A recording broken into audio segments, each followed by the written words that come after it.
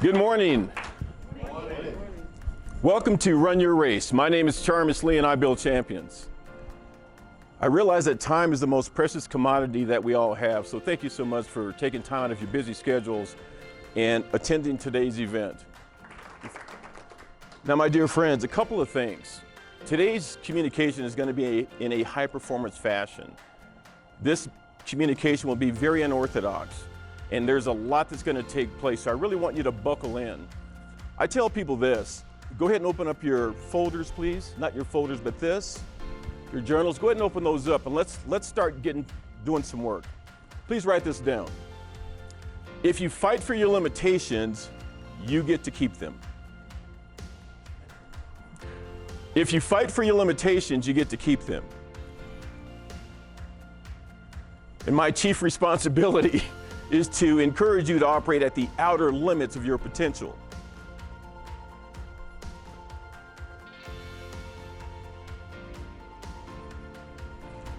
This is a very coachable group, Joe. I'm really excited. Everyone is writing. No one's talking through, talking over, or talking at. So this is going to be exciting and fun. The fact of the matter is, I love small groups. I've had a chance to speak in front of 5,000 people and those kinds of things. But when you get a group of people together in an intimate fashion like this, your responsibility is to expect the extraordinary. Please write that down. I've been a coach for over 33 years. Eclipsed the 10,000-hour rule 2.5 times.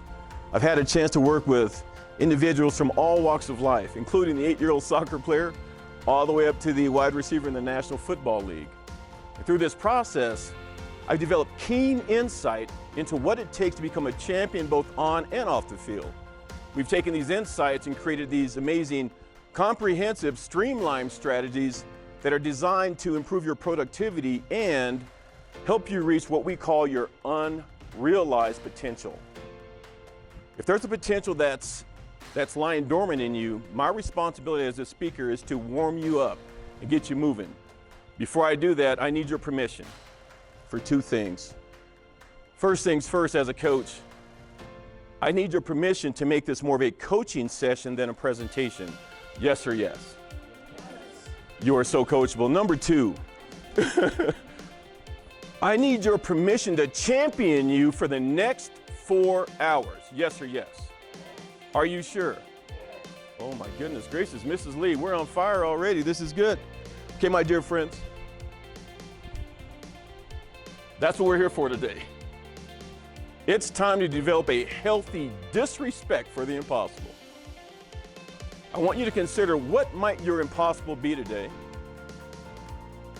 And I want someone in the room to please share with me what they think about those 2 words together, healthy disrespect. What does that mean to you? A healthy disrespect.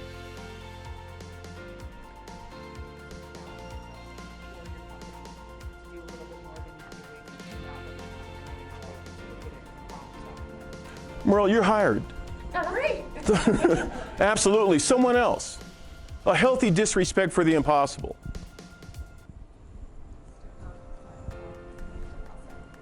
Step outside of your box. My friends, do you know where your box lives?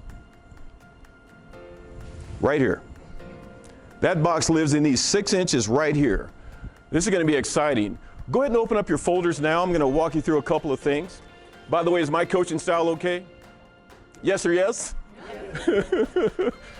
It's way too early in the morning to negotiate with failure. That's why I'm saying yes or yes. Let me hear it. Yes or yes? Yes.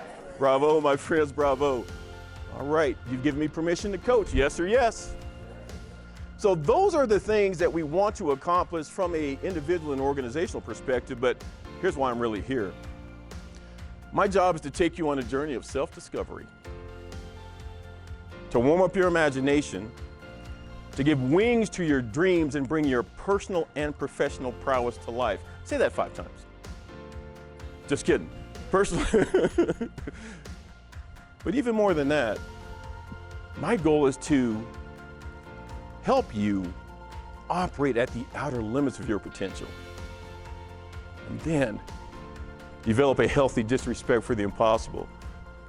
Is that okay? All right, my dear friends, we're going to get to work. Back in the 1950s, there was a young lady named Florence Chadwick, and let me share this with you. Florence Chadwick could swim. In fact, Florence Chadwick was the first lady to swim the English Channel in both directions.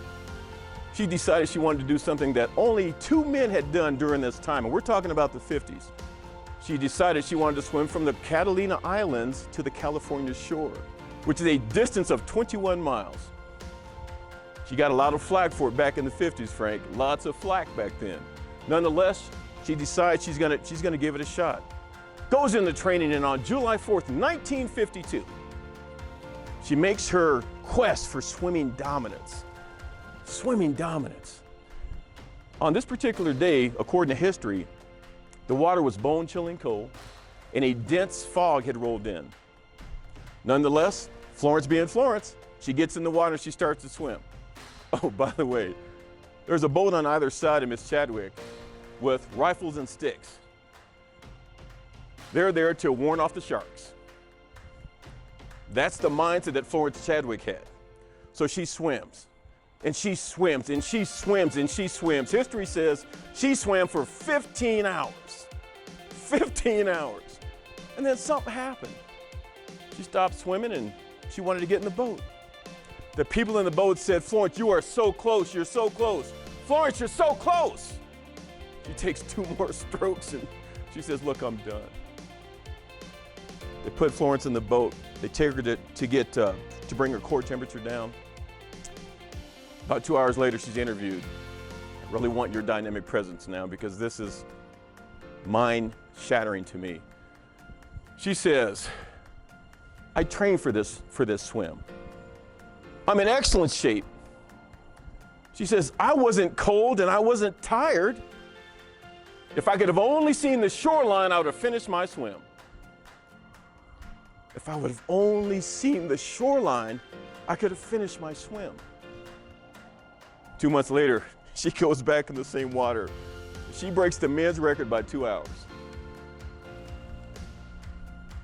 Here's my question. Do you have your eyes on the shoreline? Or are you being distracted by the fog?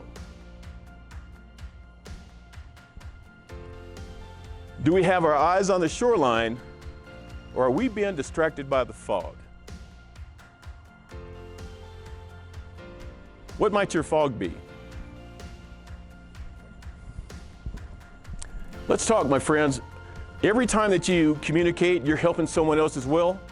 So this is a very nice, open, transparent, vulnerable environment.